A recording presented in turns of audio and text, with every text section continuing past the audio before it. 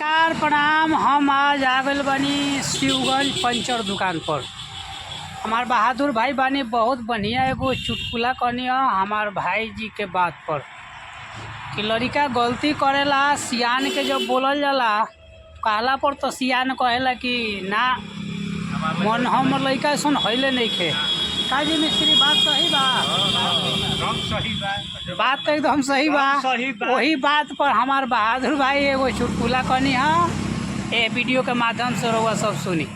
जे पिटले बा उ तो अपन कहिए दिलक है आ जे पिटाइल बा ओकर बारी आइल कहे खातिर कि हम का हमरा में का गलती बा हम पूछ रहे तो हमरा के मोरले बरन त राजा कहलन और त राजा ओकर बात सुनत फरियाद सुन रहल बरन। सुनते सुनते सुनते सुनते सुनते सुनते राजा के एक समय थोड़ा देर के लिए दिमाग दूसरा जगह चल गए आई अपन सुना रहल बा बात जब जायज बात रहल तो सुना रहल बा। वही समय में राजा के दिमाग दूसरा जगह चल गए और फिर ऊपर से दिमाग आ गए एक बात पर। तब राजा अब एक गलती बने अब कहलन कि गलती तुम्हारे में है मंत्री इसको ले जाओ फांसी दो।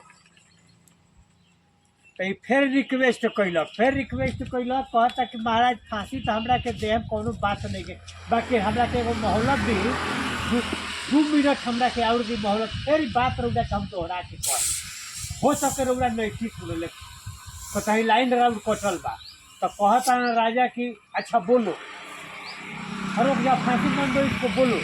तो अब फिर से जब बोले के शुरू कैलक राजा जब ध्यान से सुने के जब शुरू कैलन तो कहलन कि अरे इसको फांसी मत दो गलती तो उसमें है उसको फांसी दो।